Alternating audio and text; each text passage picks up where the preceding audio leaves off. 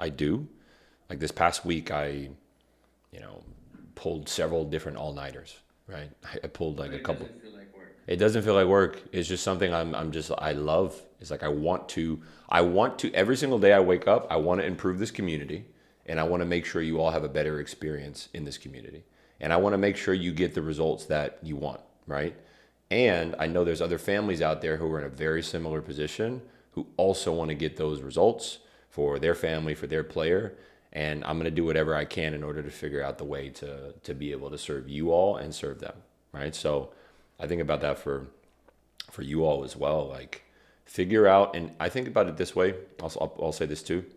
With basketball for me, there were times when I was playing. I actually wrote about this today, and it's in a newsletter that's going to go out in a couple days. I love basketball. I do. I realized that when I was playing professionally overseas and I had an opportunity to make some good money, I turned the contract down to come home because I would have spent way too much time away, and I would be away from my mom, my dad, my brother, my sister, and every single time I would go back and see them, something would be different, right? Something would be different. They would be older and more gray hair, or my brother would be taller, my sister would be taller, and I'm like, dang, like I missed time with them, you know?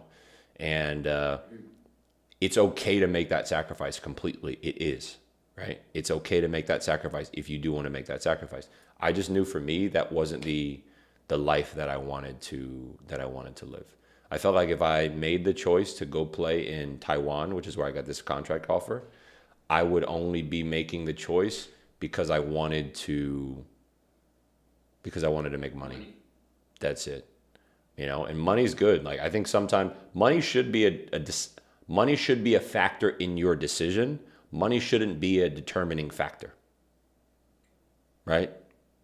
So like think about it this way. If you needed life-saving surgery, right? And it's like, "Oh, it costs too much." That'd be absolutely ridiculous, right? You'd figure out a way in order to get the money in order to save your life because your life is more valuable than the money itself, right? So, yes, if I had an opportunity to take my family with me overseas, and maybe if at that time, maybe I was married, maybe I had a kid, and they're my immediate family now, and it's no longer my mom, my dad, my brother, my sister, I think maybe I make a different decision. But for me, I think if I took that contract, I would have spent 23 months overseas, and I didn't want to spend 23 months overseas. Not overseas, but 23 months away from home and away from Miami, So I love being from here. I love being here. I love being with my family. And I think for me, I know everybody, on this call, their faith is important to them. So I know for me, man, I definitely needed to, sit down with God and just be like, okay, like what is my reason for making this decision? So in life, you have to be willing to pay the cost. And I think in this program, what I want to get across to you all is you all can have it all, right? Not every single one of you is gonna play D1. Not every single one of you is gonna play professionally, make the NBA. Not every single one of you is gonna. That's not gonna be the case. Just statistically, it's not gonna happen. That being said, at least you can know the cost of getting there.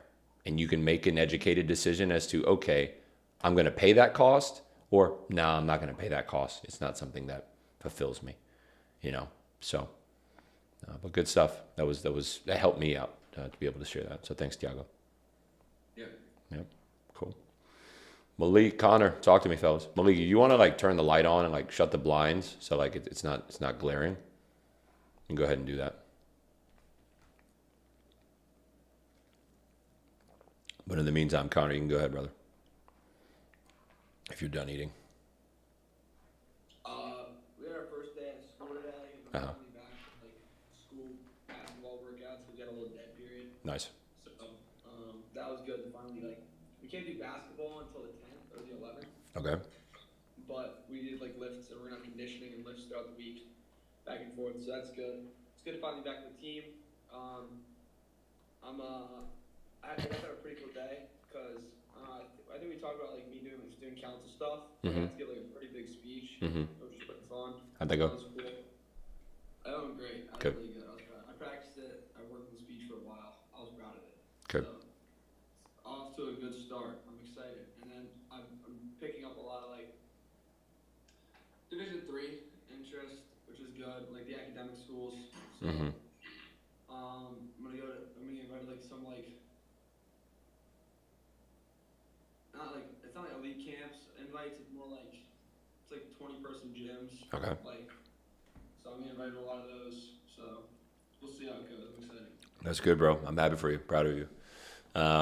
Yeah, just you're on the right path. I think a lot of times these calls can just be updates, right? It's not necessarily like you need to shift anything or change anything. I feel like you're good. Like even with what you said, Tiago, as well. There's nothing really to add there. There's just my 2 cents in terms of, hey, look out for this down the line. Like potentially this could come up or that could come up. But it seems like, and I've talked to you about this before, Connor, on one of the other calls.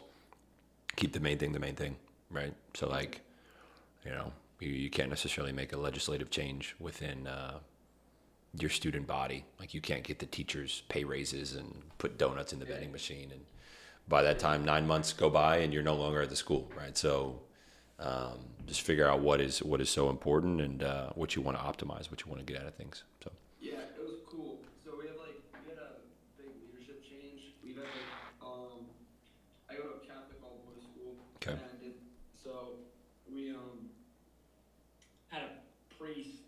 It's right by the oblates. I don't know if you're familiar with that, but so he was an oblate. He was there for like 16 years, and then he resigned, and now we have like the first layman, so principal we've ever had, which is really cool. wow, And so like in my speech, I kind of guess talked about like keeping the main thing, but like I said, it was more like talking about responsibility, and then it was like main 2 points were like responsibility and opportunity. So yeah, and the principal and like the actual president of the school both spoke on it afterwards, and they both like talked about like that's exactly what we did on like during the transition period. that's So it good. was pretty cool. That's good. I love that. I love it. I think something that's really helpful across the board. Um, and I think about relationships long term, right? So like I still keep in touch with my college counselor. Like she reached out to me. It was my birthday on Friday. And she reached out to me, and like her and I still need to chat and talk and get together. But she's somebody I think really highly of. And like we get coffee. She lives in the area. I have some other professors I see. My brother's at my high school now, so I'll still go by and see some of the same people. So like relationships are important. I'm not saying you have to be buddy with everybody. And I also think there's a big boundary. Like you shouldn't be friends with your teachers. What I will say is this: it's cool to. It's kind of like playing for a team. What I would do if I were you is I'd be like, hey, what do you want to get across to the student body this year, and how can I help doing that? Right. So if you be a team player, because at the end of the day, they're going to be there longer than you are. So it's like, hey, it's just a stop in my journey.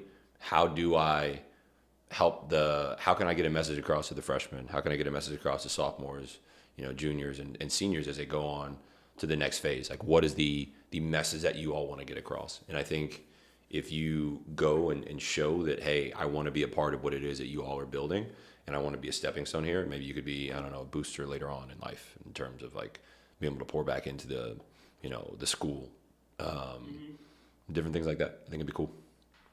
Totally. Yeah, sweet. Thanks. Yeah, for sure, Thanks, Trey. for sure. Malik, what's going on, dude?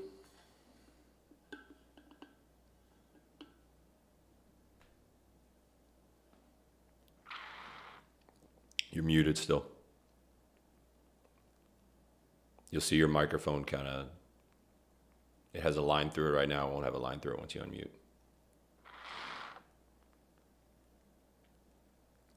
We're good to go. Go ahead. Now you're muted. You muted yourself. Now you're unmuted. Just talk. Don't press anything else. So I don't know what it is. I can't hear you. I can't hear you. Went on and off and then on and off. Now it's unmuted, but I can't hear you. Can you hear me? You can hear me, but I can't hear you. Try to log off and log back on and see what happens. Make sure when you log back on, you give access to your microphone, or you give permission to your microphone. When you log back on, give permission to your microphone. All right. Isaac, what's going on, dude? Good to see you. How you doing? Good. We just finished journaling. So go ahead. I know you didn't have a chance to journal. I saw you just logged on, but Yeah. go ahead and give me a rundown. What's going on? Yeah. It's like so cause my my first game meeting day and like my first all league game Mm-hmm. and like I did journal stuff, but then like in the game like it hasn't happened since I've been with you, but I like overthink again while I was in the game. Okay. So usually, so let me say this. Wow. Let me say this before you continue. Um, I'll submit this to you, and you let me know what lands. Okay. So usually with the journaling piece, it's kind of like a log jam, like something getting backed up, right? So when you overthink out on the court, it's because a lot of things have maybe stacked up again and again and again and again and again, and then eventually it becomes too much, so that even if you journaled the one time, it does relieve some pressure, but there's other stuff backed up. Did you keep journaling the days before that, or did you just journal right before the game and go out there and try to perform? Second option. Um, um, like I did journal at night, but then like I didn't start like journaling before practices until like today. That's what I would Which I do. did a lot better in this practice. Yeah, that's what I would do. Today. That's what I would do, especially when you have a lot of, I guess, pressure or something is building up. You have, think about this, you're maybe the leader of the team, right, in terms of having to go out there and be the point guard. So in practice, you have a lot of stuff going on there. Then you have the games as well. Then you have school. You have all these other responsibilities. Think about all these logs that are getting backed up, right? It's just getting congested and congested and congested. Then you go out one time, you journal, and you're like, okay, I'm going to be good. It's like, no, like you had a whole week of stuff, right? You know, so like you need to be consistent with it. I'll say it this way. Therapy is a big part of my life, right? I go to therapy once a month and I sit down with my therapist for about an hour and a half.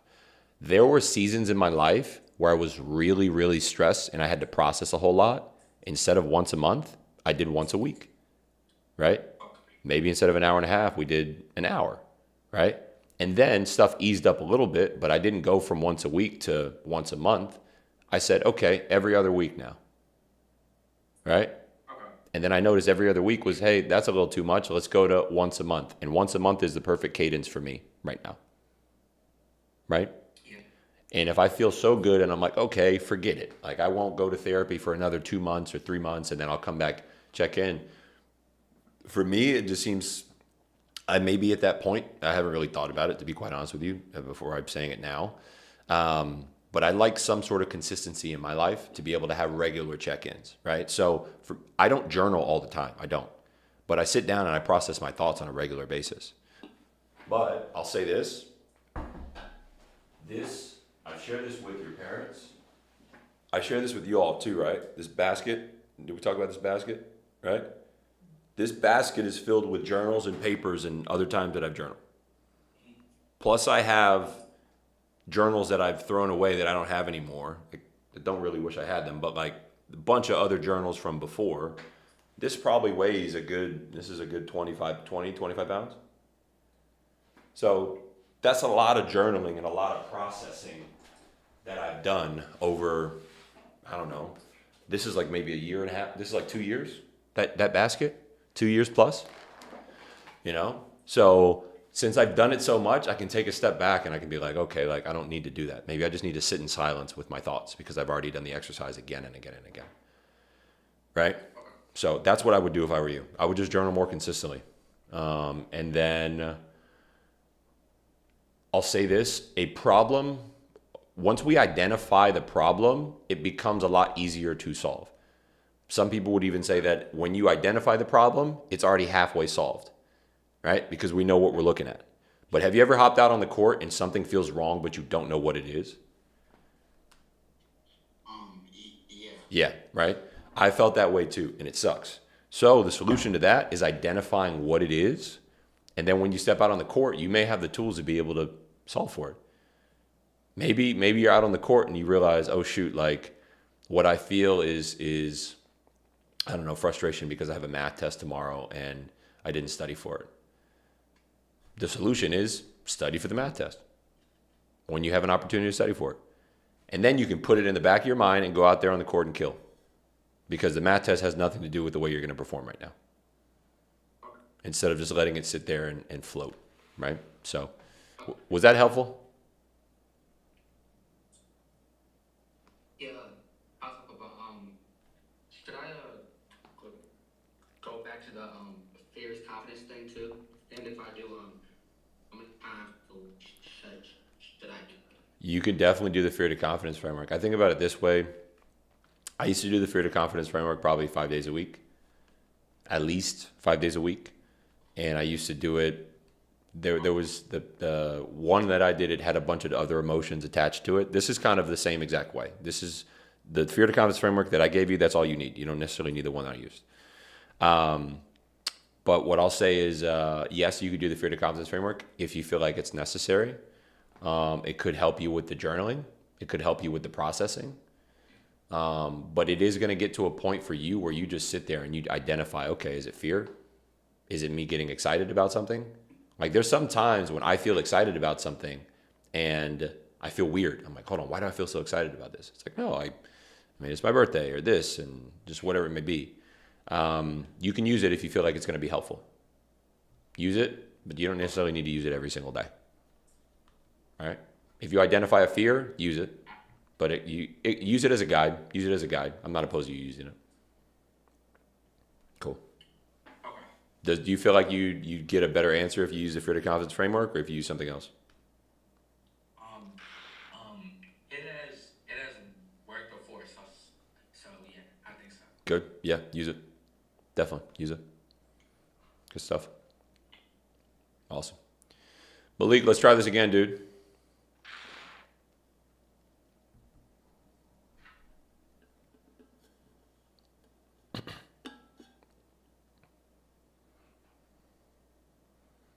It says you're muted.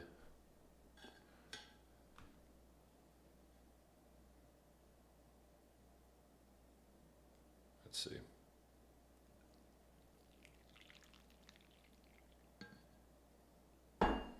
Now it says you're frozen. Alrighty. I'll give Malik an opportunity to work on that. Fellas, we'll go into breakdowns as we wait on Malik. Malik, if you can hear me, go ahead and try to type out a message. Try to type out your question for me. And then once you type out your question for me, I'll go ahead and answer it here if you want to give me a rundown of like what's going on. But sweet, let me pull this up on my end. Who do you want to break down today, fellas?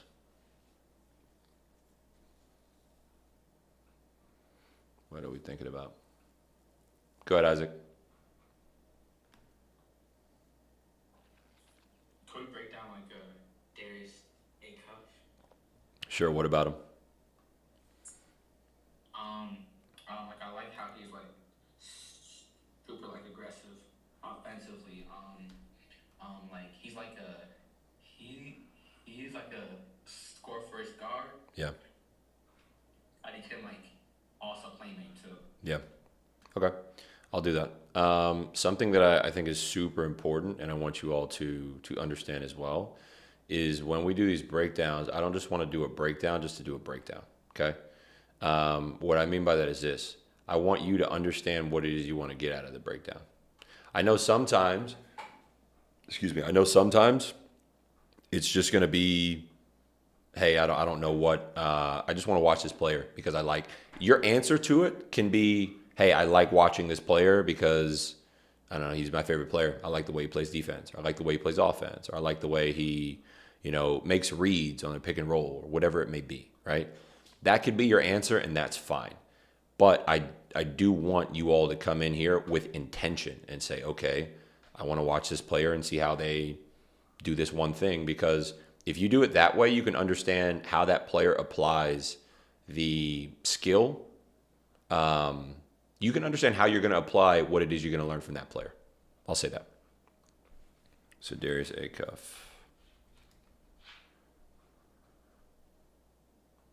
Are we watching? Let me pull this up. Hold on. Okay. Alrighty. We got bag work here. We got. You know what? I don't. Let's try this. I used to love these runs. I've never played in one of these runs. I wasn't in LA training at the time. The one time I was in LA training, it was over. It was over the pandemic, and I don't think Rico did runs. But I would love to have played in these runs. I think they're dope.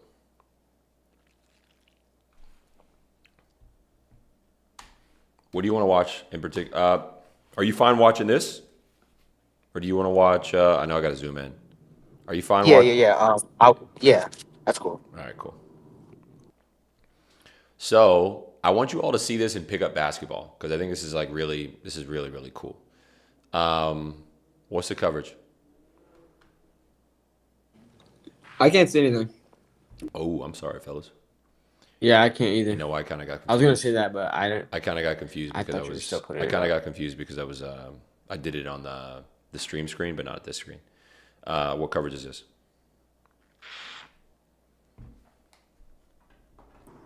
Drop. It's a drop. What gave it away? The screeners, man, dropping feet. down. Go ahead, Isaac. I heard you too, Connor. Go ahead, Isaac. His feet like he doesn't have like the foot in front. His outside foot. Yeah. So it is still a drop, but his foot needs to be high. Like his right hand, in my opinion, his right hand needs to be on this guy's right hip. I'd have my hand here on his right hip, and I'd stab with my left foot like this, just to corral him and kind of force him to make a pass, where I could pick the pass off and I get him to loop back around this way. Also, he calls out the screen earlier. He pushes the guy into the screen. Bunch of different things that can happen. I would have kept attacking if I were him.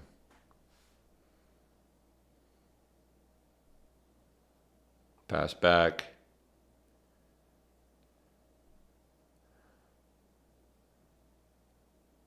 So these guys are doing something where you just kind of touch on. Bam does this really well on pick and rolls. You just kind of touch, because when you touch and go, you kind of maybe get the ball handling guard to think something is happening, you know. And I think in this situation, yeah, you just can't let him reject you. That was on the guard. Let's see who got that offensive rebound. Yeah, nobody boxed out the.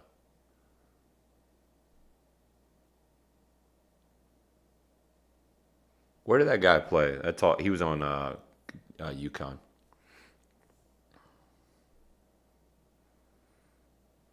Good pass. Finish that big fella. Nope. So let's think about it this way. What could this guard have done to get this big open or create a better opportunity for him? What are our reads off of this? What's the coverage first and foremost?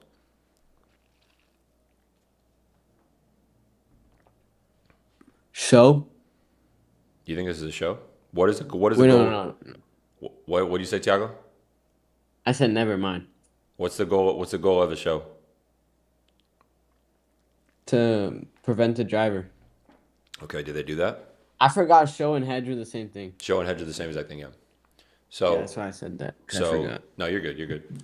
So and just like don't be afraid to fall on your face here. Like I'm not. I mean, you're not around your coach or your teammates, and you know this is a healthy space where like we're not gonna laugh at you if you answer the wrong thing.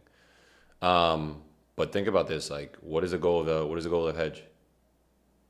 To prevent the drive. Prevent the guy from driving. Okay. Did they do that? Nah. No. So chances are it's not a hedge. Yeah. What coverage is this?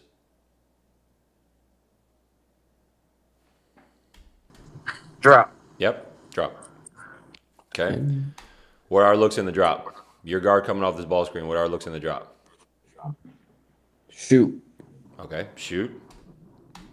He could And the shoot. pocket pass. He could shoot right now, for sure. Absolutely, he could shoot right now. That's probably not his game because he didn't take the shot. If it was his game, he'd come off and shoot it. Probably Edgecomb would play him differently too. So let's look at this. Comes off. What's another thing he could do?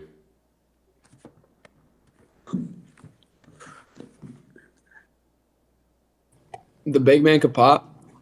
Okay, I'm talking about a scenario stays the exact same. Big man does the same exact thing.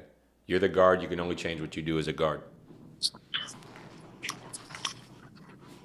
Put the person in jail. Bingo. Bingo. Right? Look, you put him in jail.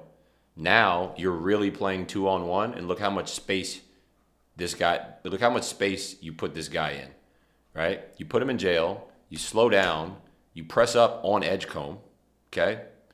Now this big has an opportunity to either drop. He has a decision to make. He's like, okay, am I going to stay back and play the lob, or am I going to allow a floater?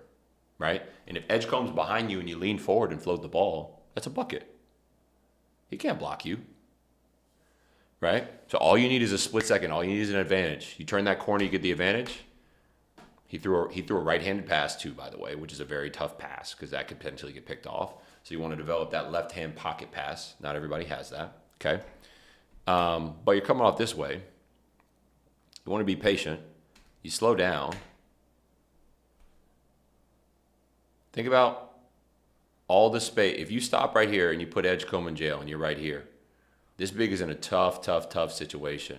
He's literally playing 2-on-1. When you put somebody in jail, essentially what's happening is you're making it so that the guy who you put in jail doesn't exist anymore. He doesn't exist anymore. All that exists is you, your role man, and the person who's playing the role man in you. And it's literally just a 2-on-1 action. And why do we run a play? We run a play to get an open shot, but we run a play to get something else as well. What's the A word?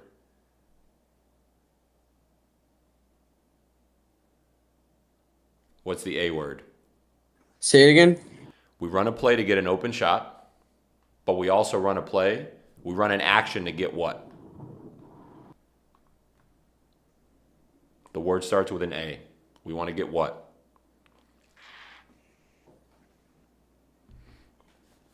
It's a tennis term too.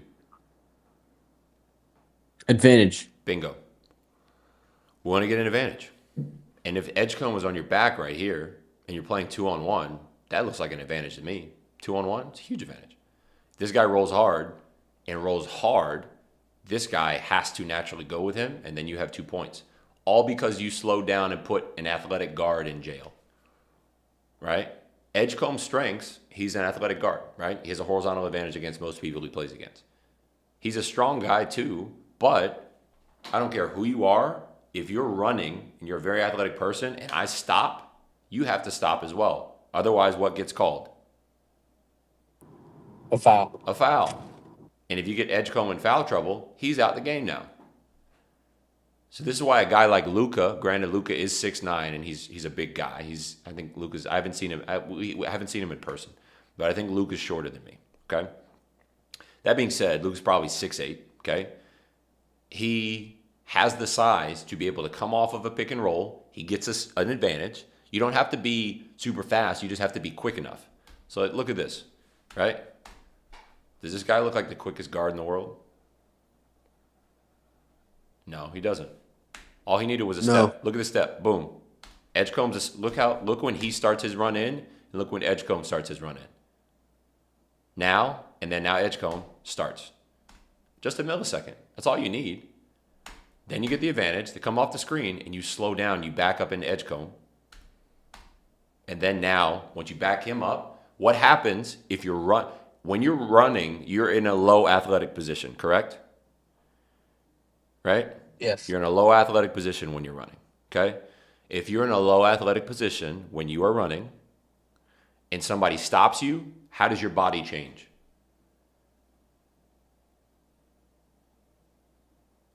How does your body change?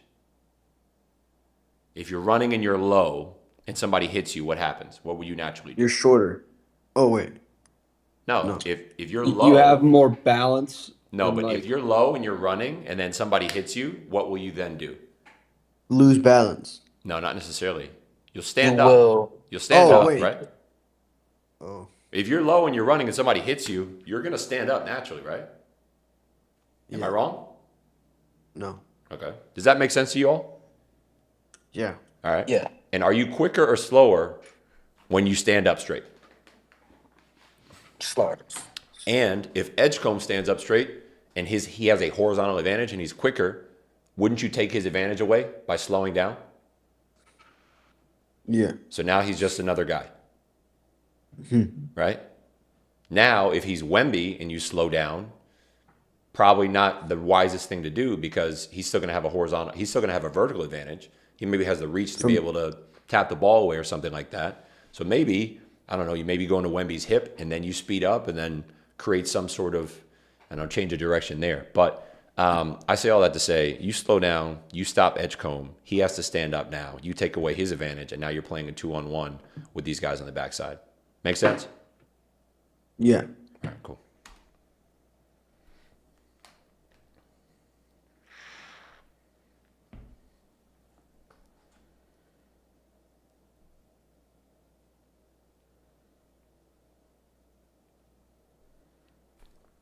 As a guard, what do you need to do? Always. Oh, excuse me. I'll just answer the question. Defensively, as a guard, you need to push people into the screen every single time. If you don't push somebody into the screen, you're not going to have your help. Not going to have your help. Your help is here. He spins off. Now he's in. What did Acuff just do? Rejected the screen. No, but that at the end right there. We're kind of just talking about it in terms of that pick and roll coverage. Oh, jail. Yeah. He No. low key kind of put Yeah, him in kind jail. of, but from the side, he like bumped Yeah. him. He slowed down. You don't necessarily need to be the quickest guy in the world. You just need to have quickness enough to be able to create some distance and an advantage. And then from there, just get your bucket.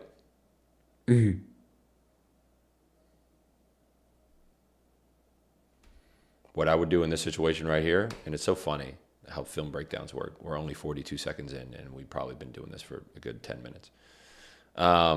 What I would do right here is I would stop before putting the ball down. I think I've talked to you about this before, some of y'all about this before. When y'all catch sometimes, you just put the ball down right away, right? On this, I would stop, catch on 2 feet, and then is this guy naturally going to guard you if you stop? What's his responsibility? Yeah, to guard you, Are you sure? prevent you from scoring. Are you sure? Wait. Can you replay the clip? Sure. What action are they in right now? What is happening on this side of the court that we can't see? A down screen. Yeah, a down screen, right? A down screen's happening. So is the big, so now you see it, Tiago? Yeah. This guy here, is he going to guard you? Are they going to switch this? You think they're going to switch it? Based off of how you've seen this big play so far? Nah. They're not going to switch this action. Connor, does that make sense? Is it Yes, because sir. he can't guard him? Yeah, you can't why? guard. Because think about it this way. Look at all the plays we've seen so far. Based off of how this guy moves, He sags off. no, he's not even sagging off. Does this guy look like the biggest, the best the Fastest. best guard defender in the world? No. No, he's not guarding guards. Look at matchups. He's in a drop. Now let me get back up. I'm in another drop. Right? Granted, I've watched more basketball than you all, and I can see certain things and like, okay, this is how this guy's going to more than likely play. Look, this guy, dribble handoff. Pass the ball and screen. It's pretty much it. Granted, everybody has a role in the league. He's rolling in the basket. Doesn't necessarily look like the most skilled player around the rim. Also, he put up a right-handed shot when he should have shot a left-handed shot. Probably only has a right hand. Do you all see how I'm building a scouting report in my mind of this guy right now already? Before I even step on the court with him? Yeah. In 26 seconds of film. You all can do the same exact thing, right? Just watch more basketball, pay more attention to things like this. Because I promise you, when you like start to break this down, you think about this. I've never played against this guy before, but in 26 seconds of film, I'm able to break all this stuff down. In my mind, I now know what to do when I guard him. Force him left and have him make decisions. And maybe hit him early. That's what I would do, hit him early. Because do you think he could score out here? Out on the perimeter? Nah. No. Maybe he can knock down a jumper, but like most professional basketball players can knock down a jumper. But Yeah. percentages, let's play the game of percentages. I'd rather him catch it there than catch the ball closer to the basket. So I'm going to hit him early and prevent him from getting down. And then that's it. From there, he has to play on the perimeter, and he's not going to score. So now there's only 4 guys on the court who I'm playing against who could score. And I took away the 5th one, which makes my team's job a lot easier. Right? So I think about all these things, okay? He put up a right-handed shot there when he could have shot a left-hand hook. Now let's go to this action. He sticks a hand in and gets a steal. But let's think about it this way. He's not used to playing people on the perimeter in a switch. So what if I stop right here? What if I catch it and stop right here? Right? I think he's too far away to put him in jail. Doesn't necessarily make sense to do. Right? What I could do is catch it here. I look at the rim. Maybe this guy jumps, and then I attack him. Because if you put the ball down, you no longer have your dribble, and you have to make a move right away. And a lot of you, Isaac, I haven't really seen a lot of film of you shooting. I'm sure you could shoot.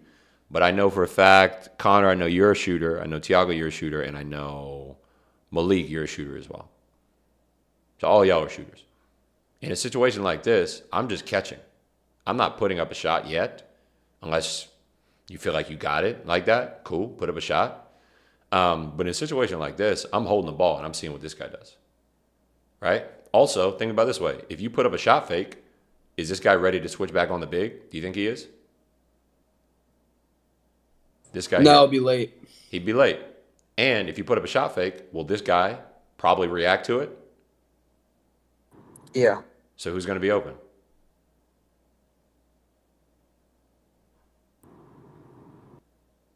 Who's going to be open?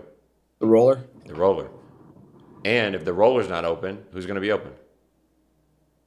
The shooter. Where? When the guy that's stepping up goes back. So you shot fake. This guy steps up. This guy probably isn't going to switch back on. He doesn't look like he's ready to do that. Yeah. Also, you got to think in pickup. Like people don't. When you're playing against a team, that's completely different. But if you're playing pickup, not everybody's ready to switch and lock and trail, and not everybody knows their defensive sets and their calls and all this stuff. And this is summertime basketball. Okay? So naturally, you catch the ball up top, you shot fake. This guy comes up. This guy doesn't switch. They play 2 on the ball. That means the roller's open. If the roller isn't open, what has happened? Oh, someone's man stepped up. Yeah, where's that man? So it would be the help side because is that Acuff in the white? Wouldn't that be him? Because he's opposite. So It wouldn't be him. Huh? It wouldn't be him. Because think about it this way. Ball goes towards you. it would be corner. Bingo. It's the far side rose corner that we with can't corner. see. So if this big rolls and I didn't even take a dribble, I can get an assist just by doing that. Throwing like a hook pass to the corner. Yeah. No, just shot fake. Shot fake, the roll rolls, I look at the roll and I throw a no look to the corner. Or I look at the corner and I throw a no look to the big on the roll. And now everybody's like, oh, it's an amazing pass. It's like, it is a good pass, but it's because I slowed down. I didn't even have to do all these other dribbles and moves and stuff. Now you're playing the game with your mind. Right? Now you're playing a game with your mind. Make sense? Yes, sir. All right, cool. Yeah. But instead, he dribbles this way. He thinks, okay, I have a big on me. I'm going to attack him because I'm faster than him. Yeah, you could do that, but I don't think that's the right drive. I think rather than that, just be patient and let stuff happen. Because people are going to make mistakes. I guarantee you. Have y'all played 2K? Yeah. Yeah. All right. Yeah. So what happens if you just run at a guy and you hold up on the joystick and you contest? right? It contests. You contest, okay, right? What Yeah, happened? yeah. What I'll word it this way. What is a better way and a more efficient way to play defense? If you just do that and hold up on the joystick, or if you jump at the guy? What has a higher percentage of messing up a shot? Jump. For me, it hasn't been jump. It's just holding up on the joystick. I mean, it really depends what he does, low-key. Depends on what he does, but have y'all, at least for me, that was the case. If you just play solid defense and you hold up on the joystick, 9 times out of 10, you're going to have a good contest. Compared But to I feel like if you already see their animation that they're about to dunk or like lay it up, a if you dunk jump, a it's dunk good. is different than I'm talking about jump shot on the perimeter. Oh, you're talking about jump shot. I'm talking about jump shot on the perimeter. Like what's Oh, I what's thought a you were talking about a drive. no jump shot? Yeah, yeah. On the perimeter, yeah, you don't want to jump. No, you don't want to do that. You just want to hold up on the joystick, Yeah, exactly. right? It's super efficient. So I think about it this way: like just hold up on the joystick, play solid defense, and if you just hold up, you're gonna force people to mess up. So Yeah. I think about it the same way on offense. You don't have to do all these moves and figure out all these different things. Just wait until somebody messes up. They're going to mess up eventually. And when they do, just take advantage of it.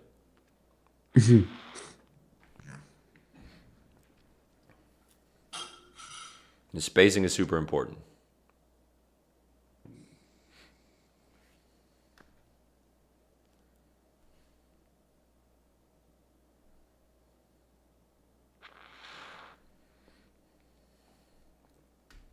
What I would do in a situation like this, and granted I'm 6'9", but I think you all can do the same thing.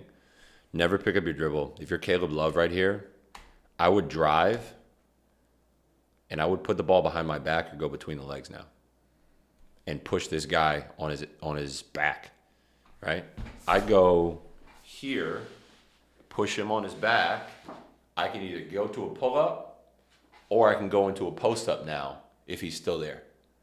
And if you go into a post-up now, what's something you could do right afterwards? After the post-up. Even from this low, what can you get into On offense, right? on offense? Like a spin back.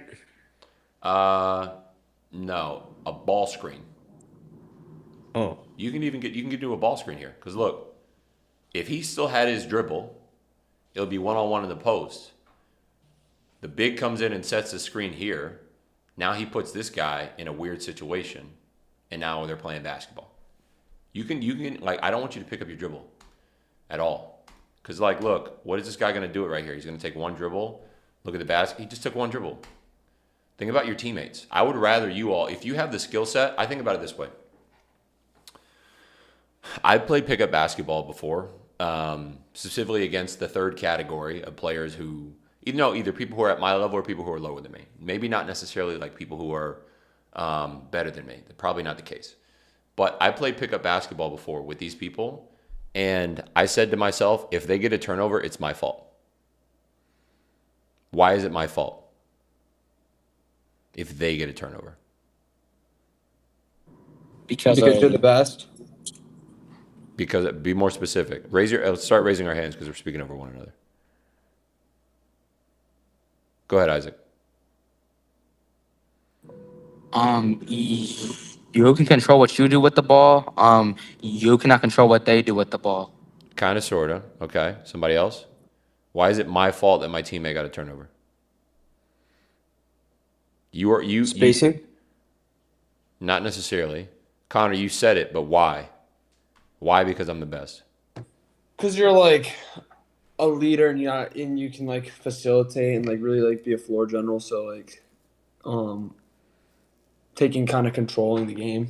So I want y'all to think about it this way. Yes, it's because I'm the best, but it's more specifically I'm better at that skill than they are. Right? This Caleb Love is a better ball handler than this guy. I promise you. So why would I? And remember, we talk about knowing your teammates' strengths. You have to know what each of the people you're playing against is strong at. You have to, right? So if you know what each of your teammates is strong at, what you should do is make sure that you continue to put them in a position where they are going to succeed. This is not a position where this guy is going to succeed. This guy is going to succeed on putback dunks and It's like giving Tristan Thompson an ISO post up. I don't want to give Tristan Thompson an ISO post up. I want to roll to the rim. I want to put people in jail. I want to throw lobs. I want to put up shots and give him an advantage to be able to go and offensive rebound and go get a bucket. That's what I want to do again and again and again and again.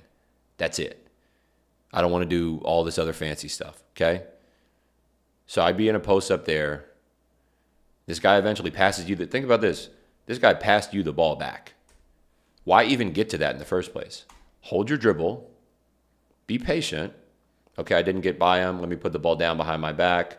Post up. Come here. Set this screen. Right? He sets the screen. I take a good angle. Maybe I have a lob. Maybe I have something on the backside. Who knows? But that's just a waste of time. Because think about this in the NBA. That is different than college. Or excuse me. No, different than high school.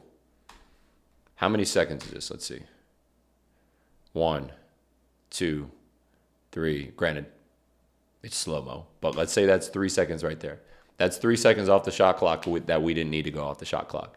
And we just ended up in another action of me back at the top of the key in a ball screen. Why not just go into a post-up and come off a ball screen here? What's up, Matt Barnes?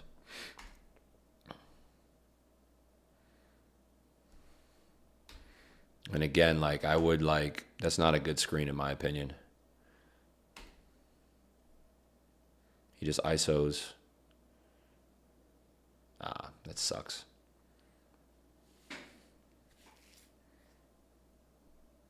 I know it's not a lot of Darius Acuff, but I think this is important for you all to see too. Big fella hit a corner 3. Okay, now I know he can do that.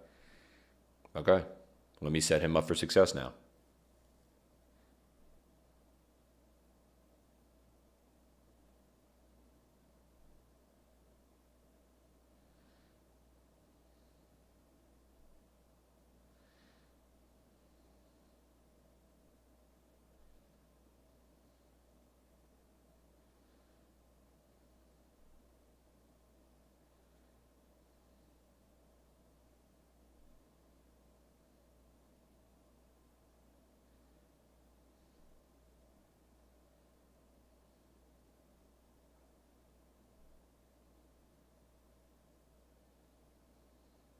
Yeah, you got to. So this is another thing I'm thinking about as well.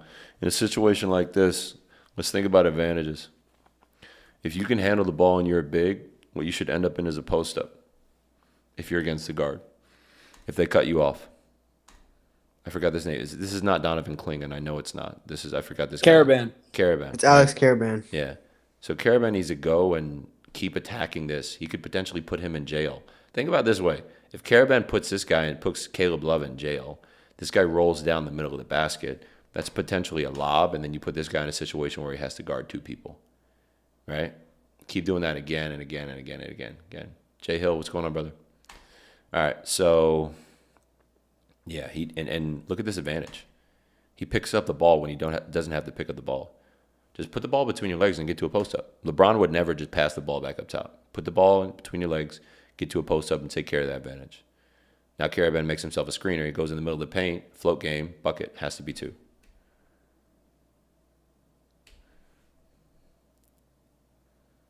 And look how easy this assist is for Acuff, right? You don't necessarily need to attack all the time. You just need to pay attention to what the defense is doing. He pays attention to what the defense does. Okay, y'all are going to switch, but you're not going to communicate. 9 times out of 10, people aren't going to communicate, so you can take advantage of that. These are some of the best players in the world. These are professionals. They don't communicate on these screens. Caravan gets an easy bucket here, right? Especially when people get tired, they're not going to communicate about that.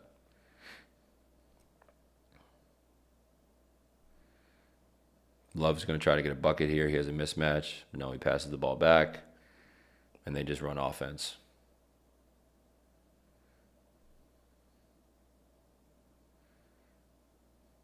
Oh, that's a tough one. That's too much of a help. It's a decent help, but I wouldn't turn my body like that. That's the only thing.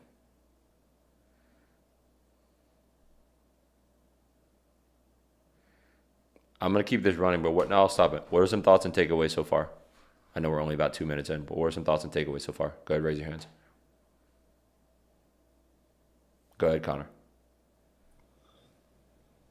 Their pick and roll reads are like really, really good. Like, yeah, I mean, like obviously, like they're not gonna be like perfect, even though they're NBA players. Like, you can always look back at the film and be like, what could I have done different? But like, they're almost always pretty close to perfect. Like, making the right reads, playing at the right pace, and like doing the right thing.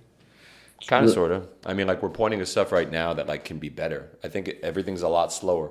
Acuff's read there was perfect, but a lot of it has to do with you slowing down, right? Like I'm sure most of the, I'll say this, the best player. Let's see how true this is for you all. Was the best player you all have played against this past season, whether it be a pro or another high school player you played against, or a college player, did they move at the slowest pace out of everybody on the court? I see one head nod. I I've been playing against like the number 2 player in like the junior class. His name's like Colton Hiller. I've been playing against him like my whole life, and he like plays so slow. It's insane. Yeah. Isaac, you said no.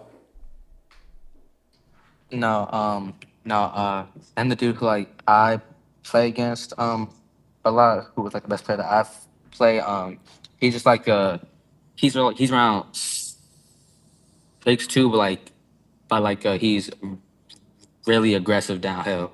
Okay. Really aggressive downhill. Okay. Is it because he's stronger than people? Yes, yeah.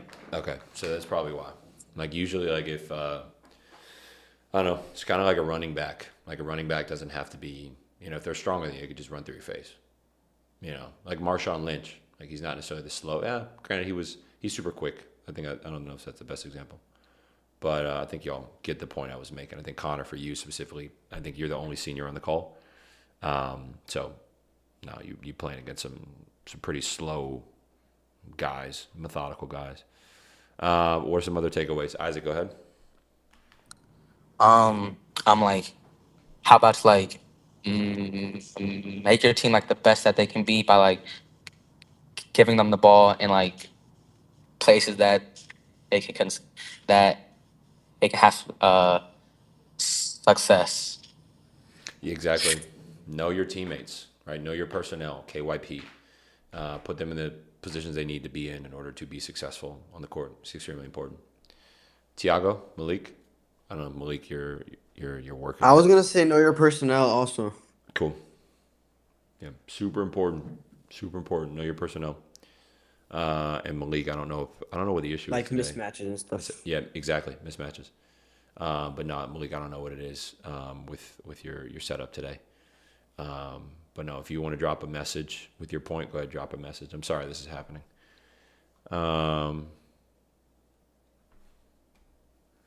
Another quick read right here.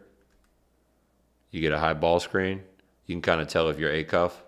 Can you kind of tell whether this guy's... You can a little bit, not fully, but you kind of tell if this guy's going over or under. He's going over, but it's too late. It's another thing I kind of talked about before. You want to make sure your feet are right. Let's see if he steps the right way. He kind of does. Yeah, he steps left, right.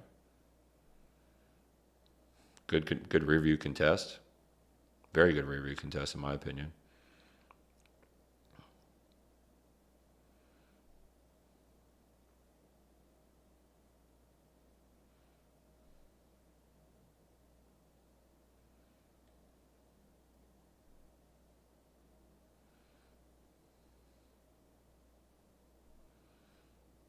Bugger, that's a tough one.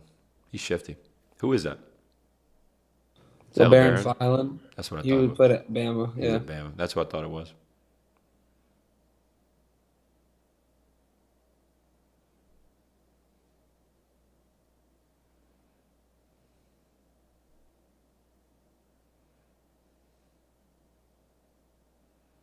You got to attack. Caravan. Mismatch. Acuff not going to pass that up. Hezzy. Flow game. Ooh, that's a tough one.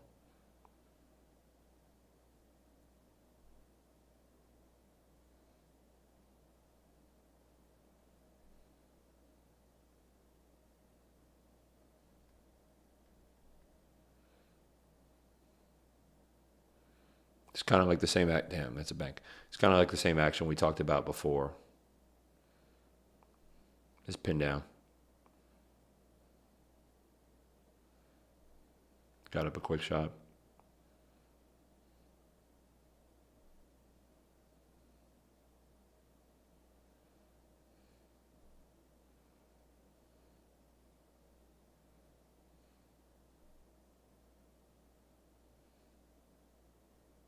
I think Luka Garza would kill in Europe. I don't know if kill, but he'd do well in Europe, in my opinion. He's super skilled. Great screen. Took him out the way. That was a great action. Knock it down, Luka. Nope. Let's see what he could have done differently. I think drop your back foot. Go left. Attack the top foot on the closeout. I don't know. Maybe just see if this big is out of control on the closeout. That's probably the only thing I would do differently.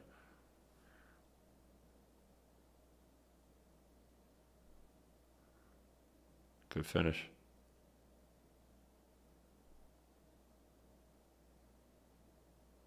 Oof, no, that's not a good one.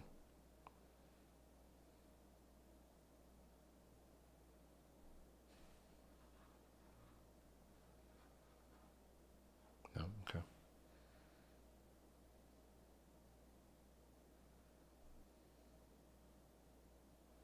Great shot. I like this action right here. I think this is a vet move too. Look at Garza. It doesn't really hold him. Bad communication. As a guard, you just have to know this. You have to see if the communication is messed up, which it is. He's pushing this way and the big's not in help. Okay, you just attack. Good little veer step at the end to get this floater up. Right, it's kind of like what we talked about this before. I call these Giannis's. Like if you're driving up the court, you don't necessarily need to do a move. You just dribble the ball and step with it at the same time. Dribble and step, see what they do. If they bite, you go this way on a 1-2. If they don't bite, if they bite, you go this way on a 1-2. If they don't bite, you go back this way and you can Euro. You can also do that with a cross as well.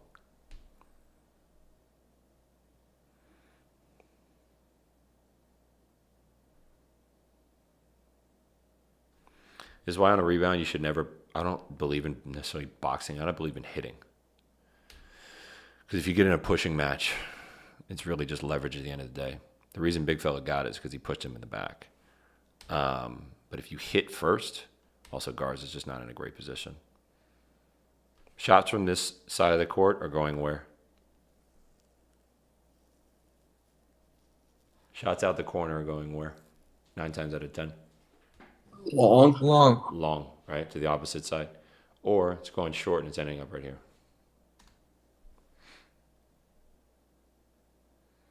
Garza is just kind of in a bad position. He's already under the basket. A shot is rarely ever going to bounce straight up if it goes, if it's shot in the corner. Go in by Edgecomb, just take the easy shot. Just doesn't knock it down.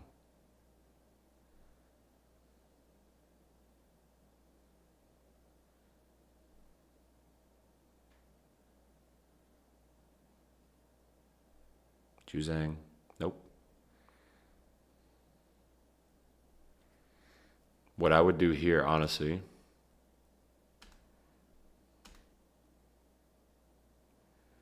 no, I'm not mad at this. What I was going to say is maybe throw it to the corner and then have Garza post up on Edgecomb and clear out. And maybe ball fake there to get him to thinking he's going there. And then once they recover, see what's going on. Maybe throw to the corner. Get him to do that.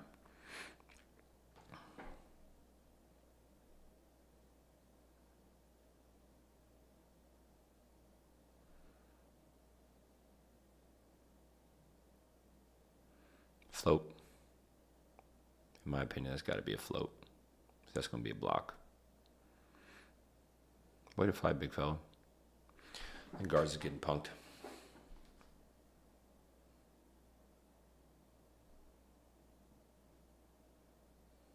It's a bad one. No way. Absolutely not. It's a good pop, I think. Good handle by the guard. Maybe you can put him in jail more. I just think, though, a better on-the-money pass. Pretty much the only thing.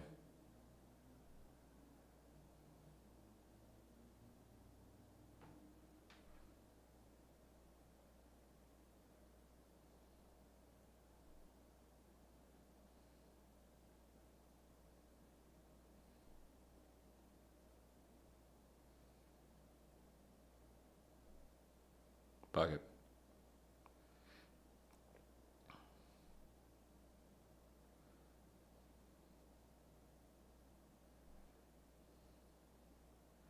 Hey.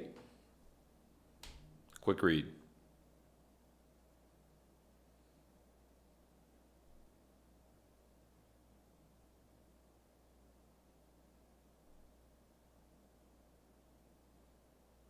Okay, if you're setting up a ball screen, you have to go in before you go out, before you come off this. You need to go into Caleb Love's chest. Back down, essentially, and then come off the screen. He just goes into the screen. But Caleb's just going to pressure. Sets it up, gets it down, but that's not... It's a tough shot if that goes in. No.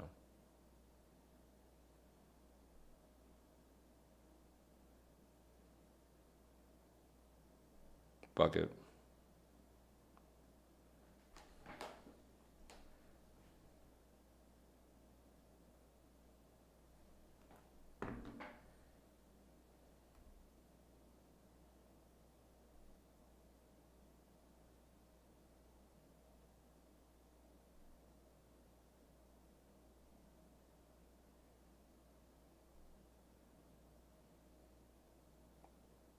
It's a one-on-one shot.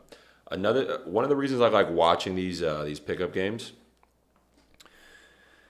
and I think you all should enjoy watching them too, is because you see these players make mistakes. Right? You see these players make mistakes. Like there's so many missed shots again and again and again and again. Like look at the shot that Edgecomb takes here. Off a switch. It's probably a shot that he wouldn't take during the season, or maybe he would, but like he's out here trying stuff. Look how bad that miss was. It wasn't close. Right? So you all can be in the same gyms and take some of the same shots. If they yell at you, F them.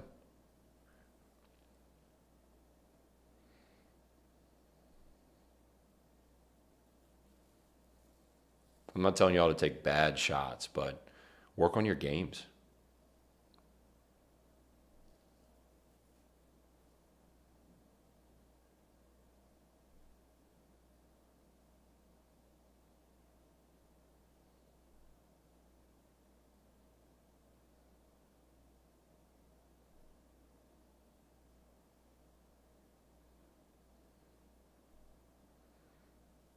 All right, tell me about LeBaron Filan's game. After watching this, what are some things you notice? What does his shot chart look like? Go ahead, Connor.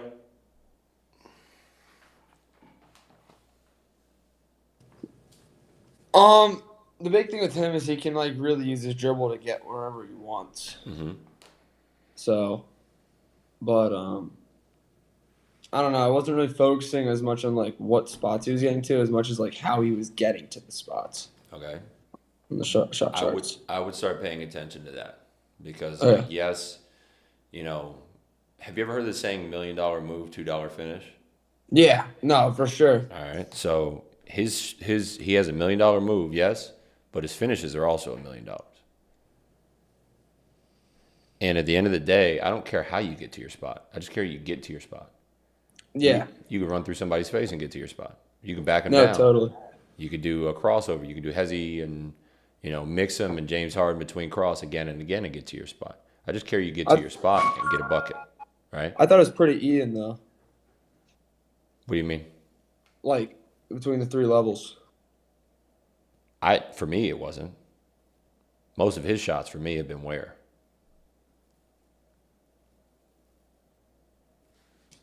Anybody? Tiago, what do you see?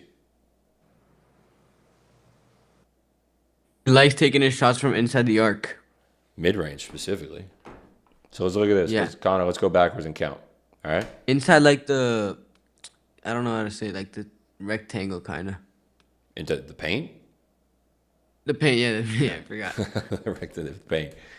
All right, let's look at this I one. was overthinking it. No, you're good. So, Connor, let's look at this. Right? Great touch.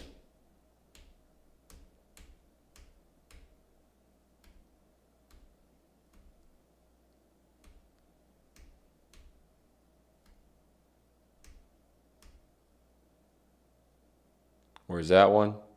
Same spot.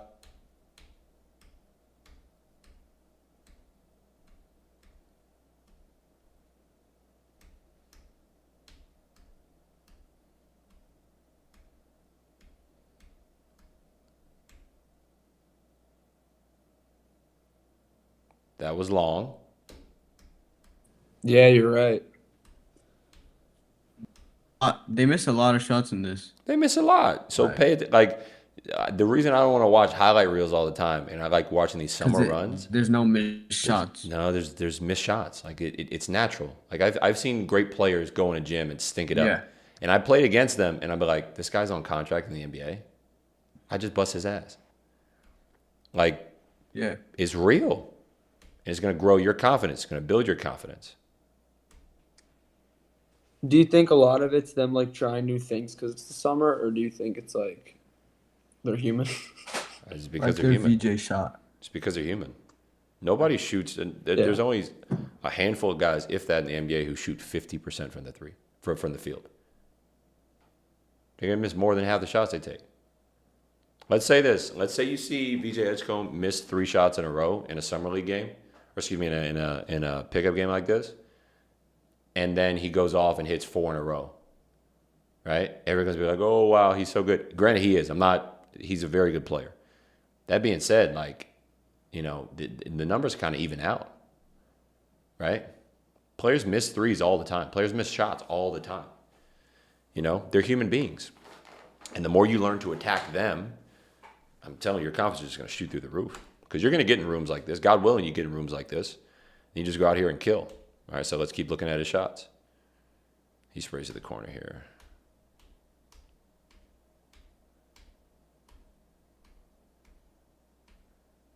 He plays defense well, too. I haven't seen anything that's like jaw-dropping, but he plays defense. That was Caleb Love's bank 3. Because, like, look, Edgecomb in transition right here gets a quick bucket. So all those shots he missed again and again and again, it kind of just goes away. He's a good playmaker.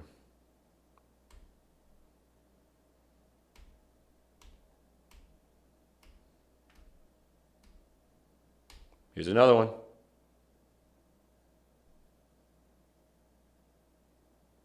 Where's that? Mid-range. So I don't really care about the moves, to be quite honest with you.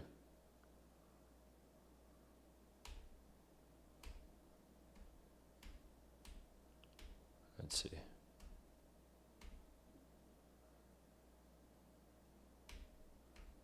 He throws a lot of no looks. LeBaron.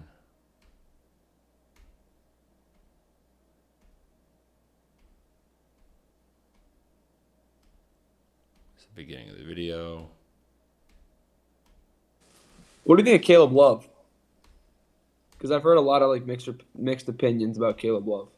I mean, he can get it going. He's a bucket, but I mean, I don't think he's the most I don't think he's the most intelligent player in the world.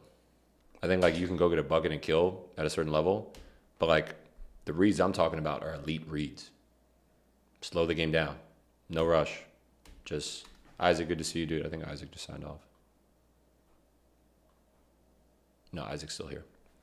All right. I think he's all right.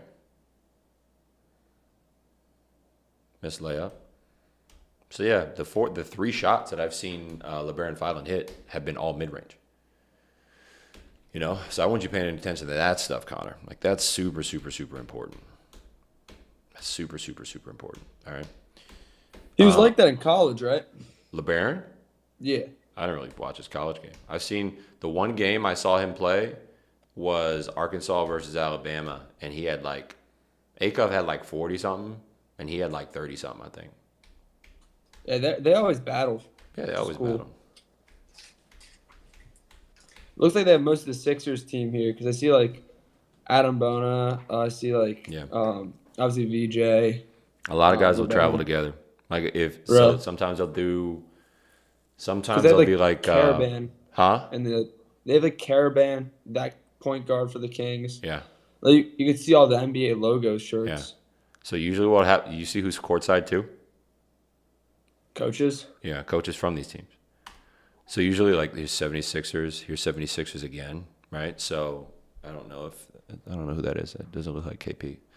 But anyways, usually what's going to happen is like, a lot of those guys are probably there with VJ, to be quite honest with you. Probably are. And as a result, other guys ended up going out to LA. LA's a big training ground. Like a lot of people go out there. LA's big, Miami's big. And like, it's a multi-million dollar, it's $1 billion business. So you want to go protect your assets, right? So you want to make sure your assets are in the gym over the summer. And you want to make sure you keep eyes on their workouts. You want to make sure you're paying attention to all that stuff. So that's why all these coaches are in there. And like they're probably training with them during the day. You know. Like Tyler Hero, I don't know if he's still working with him. I would love to know if he's still working with him. There was a guy named Matt Houston. Matt Houston, oh damn. Whatchamacallit, tore his meniscus. Shaden Sharp. By the way, Klay Thompson coming to the Heat, man. Woo! Watch out, Philly. That's a great pickup. Oh, it's a great Philly. A great pickup. I was gonna ask after what you thought about that. I know, I'm hyped. I'd really like anytime somebody bets against the Heat, I'm just kind of like confused. I'm just like, just me personally, obviously I have personal relationships with the Heat, but like I'm just kind of genuinely confused. I see it and I'm like, why are you betting against the team? Like, why are you betting against Pat Riley? Like he's shown himself again and again to show up in big moments like that. But let's see. You said Matt Houston, Tyler Hero. Oh, Tyler. There's a guy named Matt Houston. He used to be the strength coach for one of the strength coaches for the Miami Heat, and he also would get in the gym he hangs out with Tyler all the time. Like him and Tyler developed a good relationship where Hugh would train Tyler again and again and again. Right? They go over to Tyler's house and train, and you see it. You see it online. Like you see these trainers go to a bunch of different places with these guys. You also see what's another thing I saw? I saw who's the guy for? There's a trainer for the Miami Heat currently that went over to. Where'd he go over? Oh, there's an NBA facility in Mallorca in Spain. I want to say it's in Mallorca. And a couple of the Heat guys were over there training. They were on vacation, and they went over there to train as well. So a couple of Heat coaches went over there, or at least one of the Heat coaches, trainers, went over there to go work out the guys. So stuff like that happens all the time, right? Happens all the time. So anyways, yeah, I'm pumped. I'm pumped that Klay's coming down here to Miami. I forgot what we were talking about specifically. I was just pointing out LeBaron Philon and stuff like that. But any other thoughts, any other things that are coming up for you all? I just wanted to mention this. I like my favorite. I always like Paul George, my favorite player, and I always loved watching the Rico Hines like runs with like Paul George, Russell Westbrook, and the Thunder guys. Yeah, there was one where Paul George had like this long sleeve green shirt on. Yep, and he was on like the far court. Yeah, he was on this court over here to the right. He was killing. Yeah, really, it was so cool. Some of the stuff he did, he was killing. I remember watching that one. I used to watch that one. I watched it a couple times. He was up there killing. But no, I want you all. And by the way, I know you all saw our schedule, and our call schedule changed a bit. We're going until 8:30 today, and if y'all have to bounce, good, like just do your thing. But no, I just want y'all to see. Oh, I was answering your Caleb Love question. So Caleb Love, he's not slow enough for me. I know it sounds weird, but he's not slow enough for me. It's super important to be slow. Like you don't need to be in a rush to get stuff done. Just be methodical, Take your time, step by step by step by step. I think that's what makes Luka so special is like he's not in a rush to do anything, you know? I think you need to use leverage more. And you kind of learn this when you grow older, like when your body changes. And I learned this when my body has changed. You just don't move the same way you did before. And it's not a bad thing. It's just like you just become more efficient with your movements because you know stuff matters, right? You're not out here just running and running and running. Just take the steps that matter. And when you figure that out, especially at a younger age, you figure that out, I'm telling you, life becomes a lot easier. I would not have finished that with my right hand. I would have finished it with my left hand.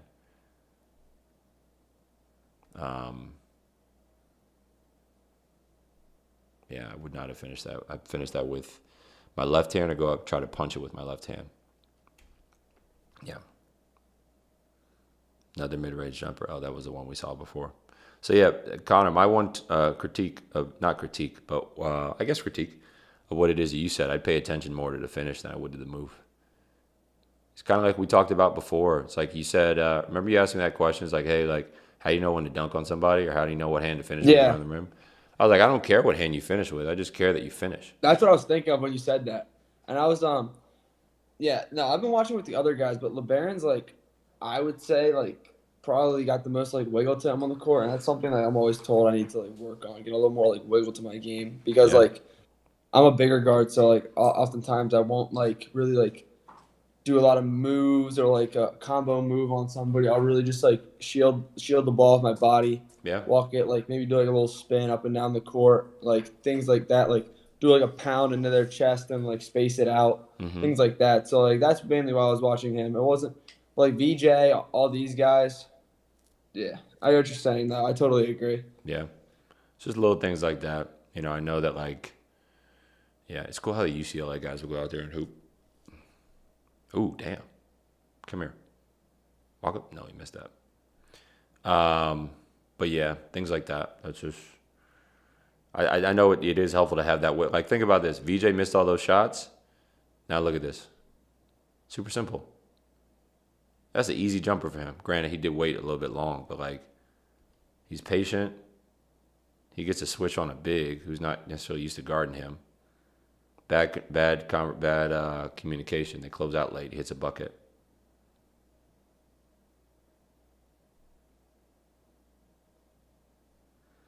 But like, yes, you could develop wiggle, but I don't necessarily think you need it. You don't need to have it. I just think like if you need to have it, you have it. But like, I agree. But can a coach really get mad if like, I need you to If have you get it more done wiggle? without wiggle, it's like I need you to have more wiggle in done. your game. It's like, coach, I had 10 assists and 20 points. Like, what do you wiggle? Like, what are you talking? Like Klay Thompson doesn't have wiggle, and he No. had like 37 off of like what in one What's quarter. wiggle? Like Like shiftiness, just like being able to be shifty. Oh, shiftiness. Right, shiftiness. shift and stuff Yeah. like that. So like I'm thinking about Clay. It's like another mid-range bucket. It's probably green. That is he's green from in there. Look, bucket. All of his buckets have been in the paint. Right? Honestly, I don't know how well it's going to translate in professional basketball. And the reason being is, and this man can't go left. The reason being is, I saw this one video today of. Let me look this guy up. I'll try to find him. Hold on, give me just a second. It was a big fella from. He was talking about this. What's the guy's name from? He played on the Bulls. He's their draft pick last year. Buzelis. Montas? Yeah.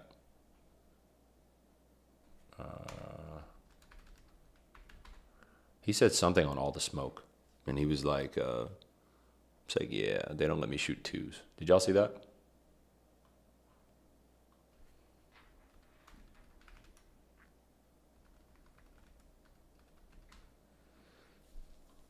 So when I was in training camp with the Houston Rockets, they didn't let us shoot two-pointers. And the reason they didn't want us to shoot two-pointers is because two-pointers were reserved for just a couple guys on the team. One of those guys is James Harden, although he didn't shoot a lot of twos. They I'll say this. Oh, and it wasn't just the 2-pointers. They wanted us. Oh, it was training camp, but it was also when I was in. I did a pre-draft workout with the Rockets. It was me, Taco Fall, and some other guys there, and they only wanted us to shoot twos, or excuse me, they only wanted us to shoot threes and layups. Like we played full court pickup 3-on-3 or something like that, and they only wanted us to shoot threes and they wanted us to shoot layups because it just didn't fit the style of play of the team at the time, which is super interesting. But I remember being in camp with them, and when we were shooting threes, they only allowed us to shoot from the break or the corner. I think it was like only 2 different types of threes, for the corners or for the breaks. And the reason they didn't want us shooting from the top of the key is because that was called Harden Island. James Harden could shoot all those shots, but we weren't allowed to shoot all those shots. Granted, James Harden was the MVP. I'm not pointing to a negative thing. What I am saying is that some teams are going to have these rules where they don't let you shoot twos. But the podcast that I saw, it was on Cousins with, here, let me find it. I got to pull it up here. It was on Cousins, the Vince Carter and T-Mac playlist or show. Let me make sure I'm sharing this tab instead. More like, offensive game, mid-range stuff, which, I wasn't really allowed to shoot my first, couple years. Well, Say that again. I wasn't allowed to shoot the mid-range, my first 2 years. So, only 2 guys technically are allowed to shoot the mid-range is Shea and Kevin Durant because they're above league average or something like that. But I'm not really caught into all that stuff. I feel like if you're a basketball player, if you can do that, you can do that. That's your game. So it's something that you can get to honor, the big man, for him to step up. Maybe you attack. That all matters to me. Like even shooting 1 a game for me matters so much because I can get to the rim. Like I could go, dunk the ball. So if they step up a little bit, I'm blowing past them to, I just have to shoot 1, even if I make or miss it. For me, psychologically, it's Setup. like, yeah, it's a setup. So you know how guys are, man. That is crazy. Versatile. Yeah, so that's a real thing in the NBA where like they won't let you shoot mid-range jumpers because of they won't let you shoot them just depending on the organization because they want you to shoot a more efficient shot. And it's pretty much across the board in the league. Like a lot of teams have adopted this mindset. Like if you don't shoot above league average, you're not allowed to shoot that shot, which does make sense from a statistics standpoint. But I think as a basketball player as well, you do like to be able to shoot certain shots in the flow of things. And the game has changed completely. Like one of the greatest scorers of all time, or the people who have scored the most points of all time, aside from LeBron James, have made their buckets in the mid-range. You look at Kobe, look at Jordan, you look at Karl Malone. I think those are mid-range killers, those 3, and I think they're 3 of the top 5 right there. So yeah. I got about 7 minutes left. Is there anything else that you all? Let's just keep running this film. Is there anything else that y'all want to go over? No, we got a little bit of time left.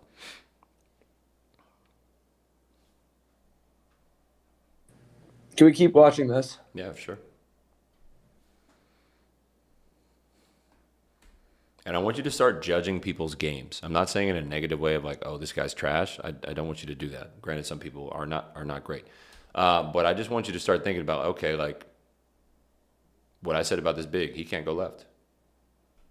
He maybe can, but it's just not natural to him. Look how he tries to go right. But look at all the room on the court. Where's all the room on the court? Is it right or left?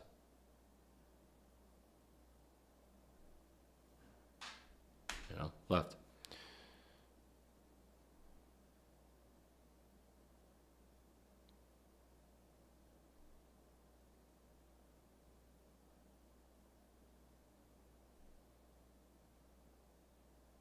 Damn, and 1. It's funny, sometimes you'll be in a run and there'll be one guy in there who like isn't on a contract. He'll just start killing.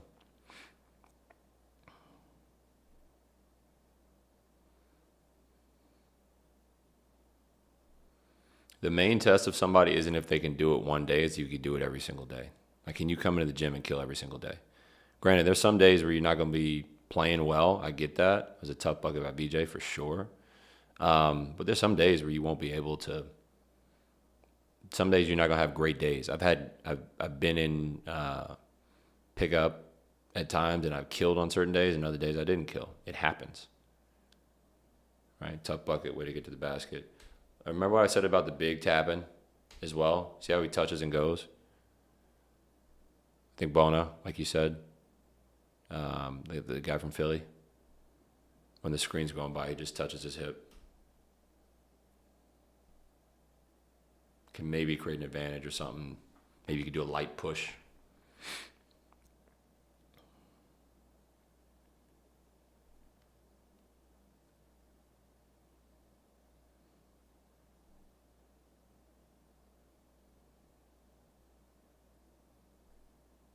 Damn.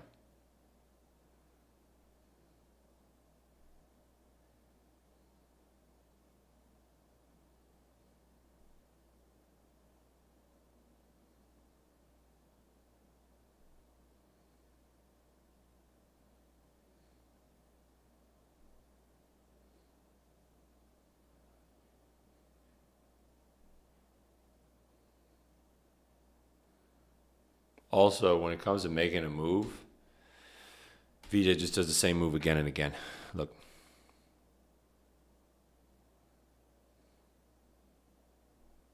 He just does it at different speeds and then does a cross at the end. You can get that stuff with wall drills. What it is, it's in the program, what we talked about. Just do wall drills.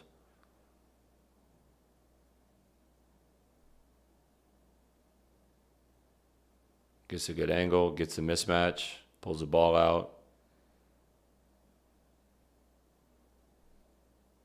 Don't help out the corner. See how he gets into a post up now? It's exactly what you want to do. Left hand. Yeah, left hand. There's his left hand.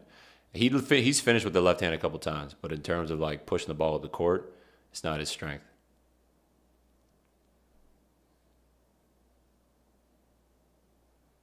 He goes under the screen.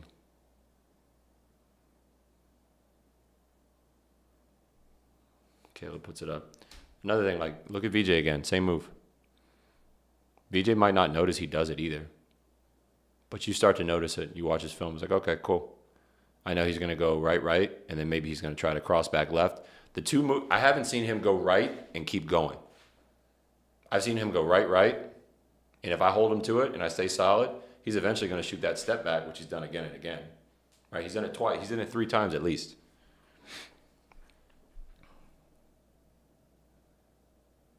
So that's something for y'all to notice in scouting report. That's going up for sure.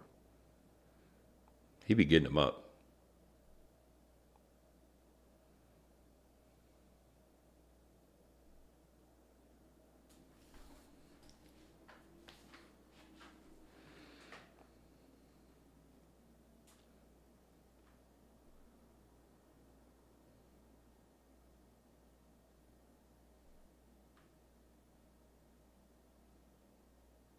Mid-range. He's gotten a couple up from that location too.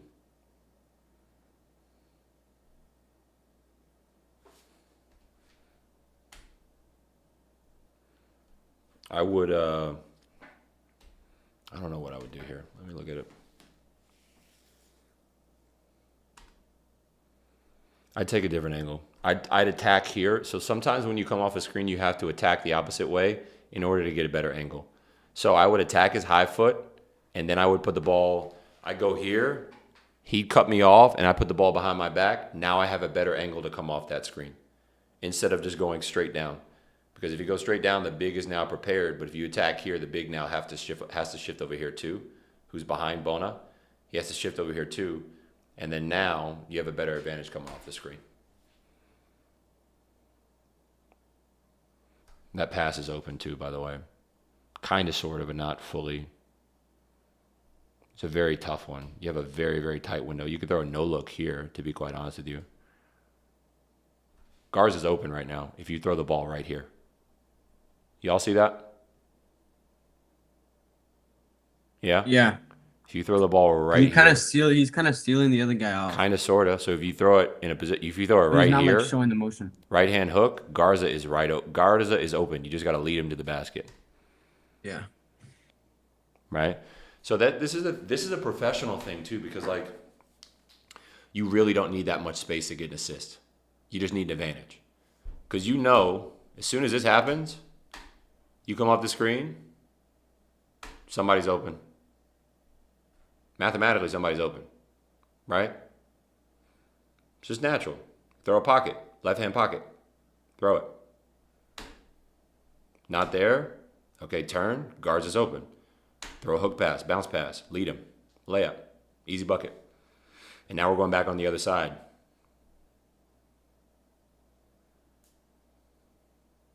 I haven't seen Garza hit a three-pointer yet.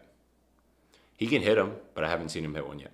Yeah, he made them during the season. Yeah, he makes them. He's solid. Yeah. You have to be able to make threes to play on the Celtics. Yeah, you do. Yeah, exactly.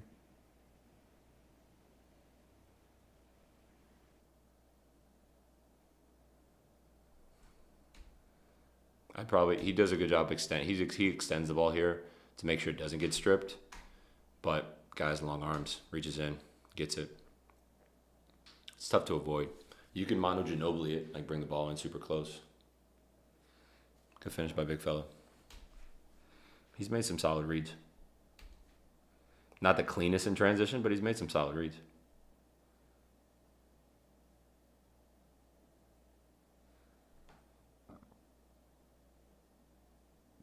Let's see if it goes in. Nope. So your boy hasn't hit 1-3 yet, Connor. All right, we got about half of it. That's crazy. Yeah. Yeah. We'll stop it after this game.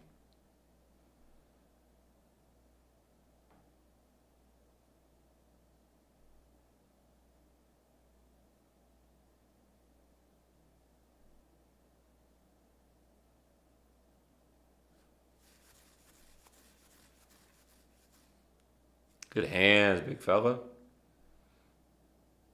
Throw that out.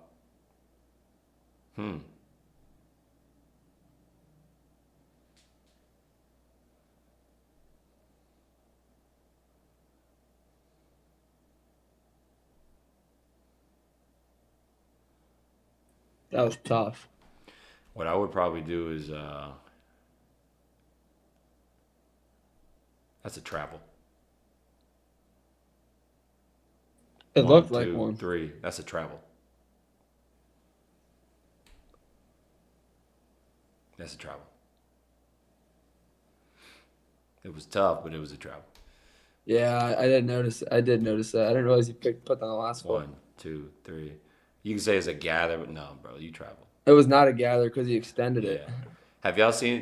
Have you seen the new 2K? How you could do like that step through? Yeah, it's so stupid. It's a travel. It's a crazy travel. I hate the whole step through I hate it thing. too. It's not. I hate it. I think it's very. I think it's like bending the rules. Yeah, they're bending the rules and they got to change something because they're teaching bad basketball fundamentals across the board, and like people just get away with stuff they get away with murder. Yeah. Freaking ridiculous. Awesome, fellas. Well, I said we'll end the game, so we'll end the game. End it, Luke. Flow gang. That's tough.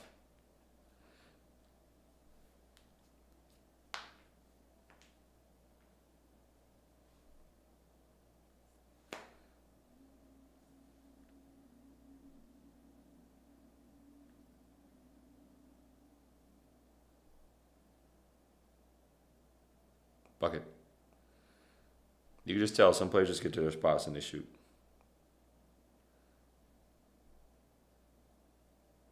Get to your spot. Oh, good hands, Luka.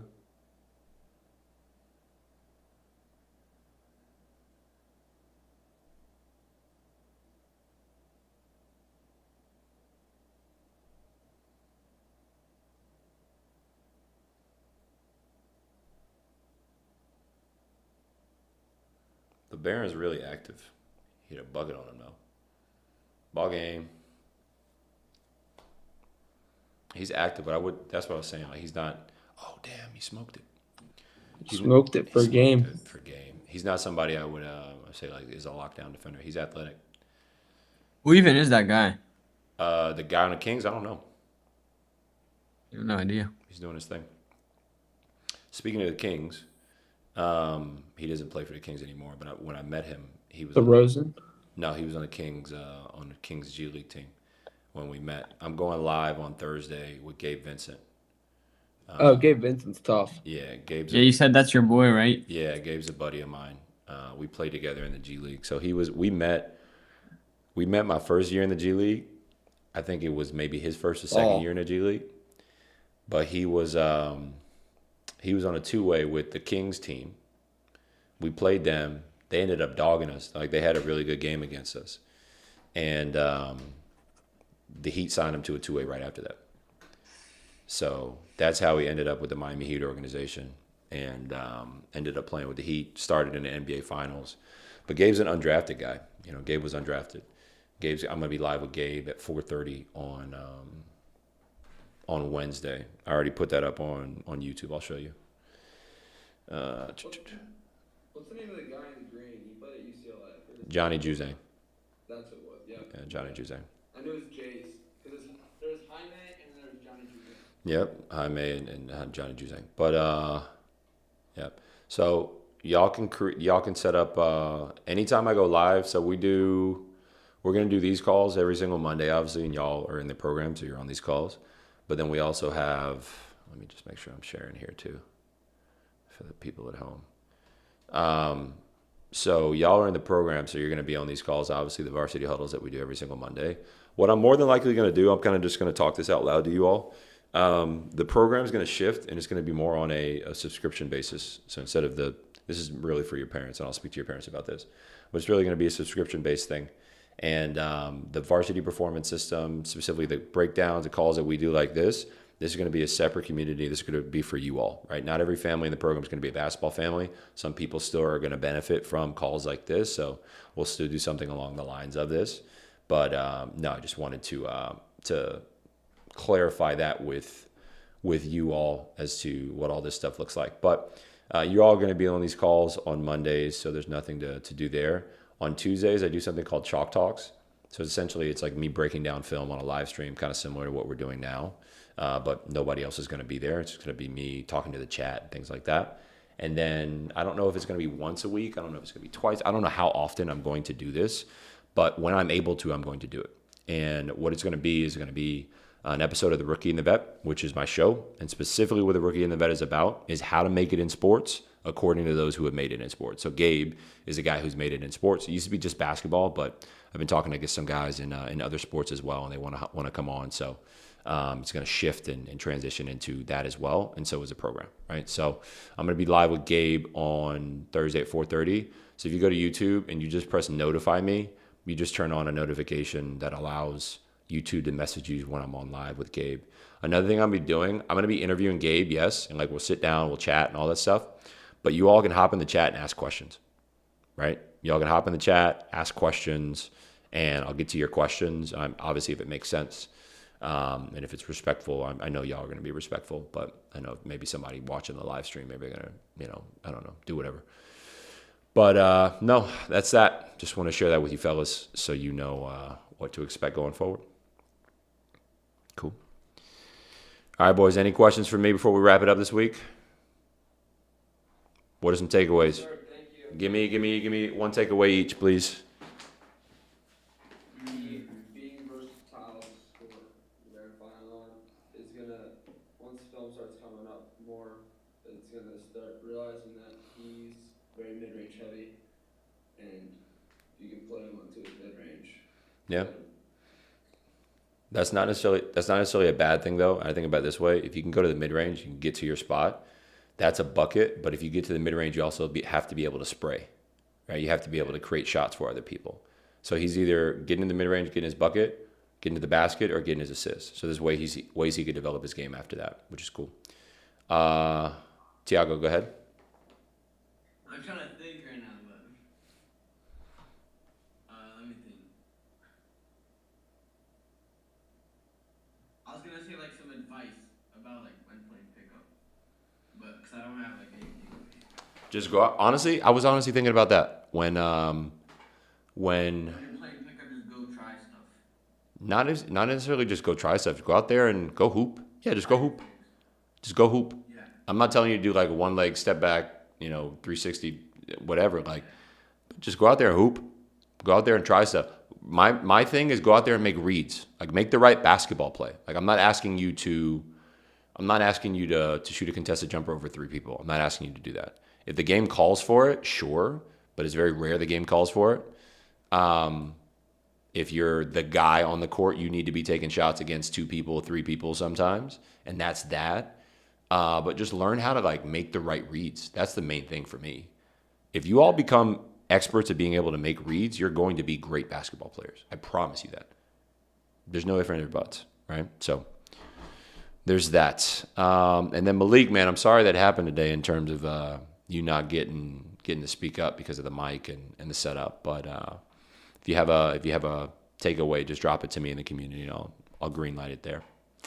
But anyways, cool. We'll wrap up for today, fellas. Let me see the schedule and what we got coming up. I have a call with your parents on Wednesday, and then next week we have the family huddle on Wednesday. So I'll see your parents on Wednesday. I'll see you all next week at 6:30 on Wednesday. All righty. I'll see you all next week. Peace. Bye. Thank you. Be good, of course. Bye.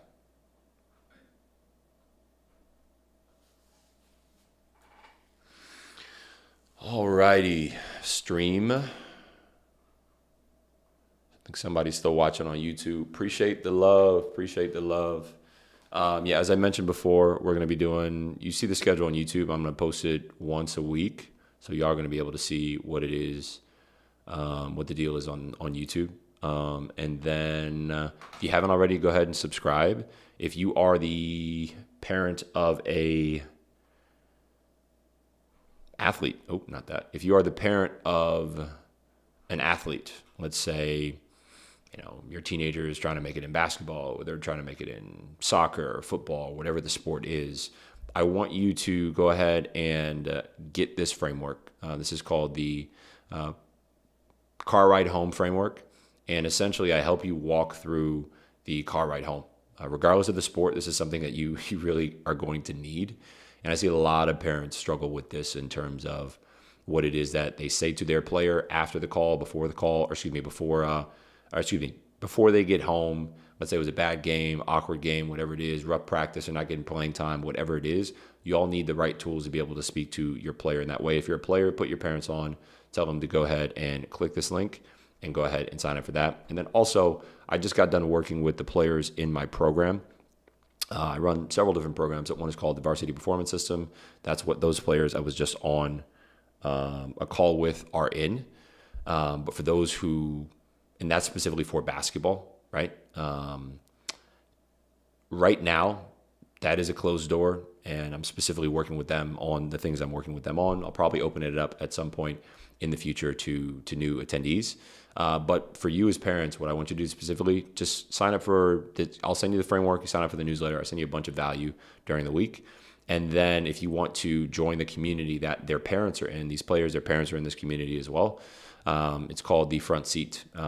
It's really just so you all as parents aren't doing this alone, right? I know that it could be a rough journey, it could be a tough journey, and you have a lot of competition, not just with the players, but with the parents that you are sitting aside during the week. It's a lot of rough stuff going on in terms of what decisions to make. And you all have never been taught why you're making the decision or what you should do, right? I think it's a tough space to navigate. And that's the reason I built Coach Kama, to be that coach for you during this season, right? Not just the season of the sport, but just the season of life, to help you get the tools that you need to best make the decisions for your player. So if you're tired of doing this alone, if you want a support group around you and people to help you walk through this journey with, go ahead and click this link right here. It's pretty self-explanatory, the community. This is a relatively newer program. I work with over 50 plus families in a program similar to this. But essentially, we just put a new name on top of it. I just put a new name on top of it. It's called the front seat now. And it's for you all as parents. Go ahead and click this link right here. Stop doing this alone. It'll take you to the landing page for the front seat.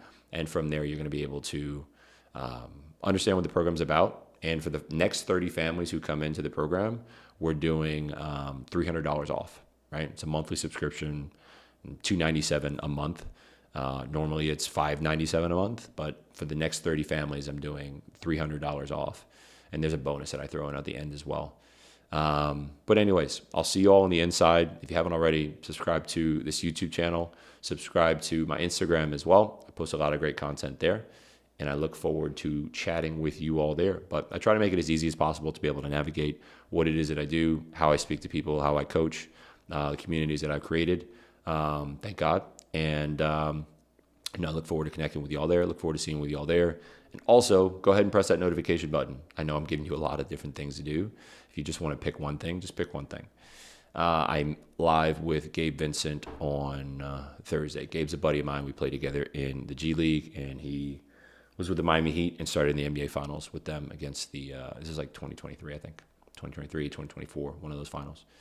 But anyway, shout out GV. I will see him on Thursday, and I look forward to seeing you all tomorrow for Chalk Talk, and I'll be live with Gabe on Thursday. So I will see you good people then, and we'll talk soon. Peace.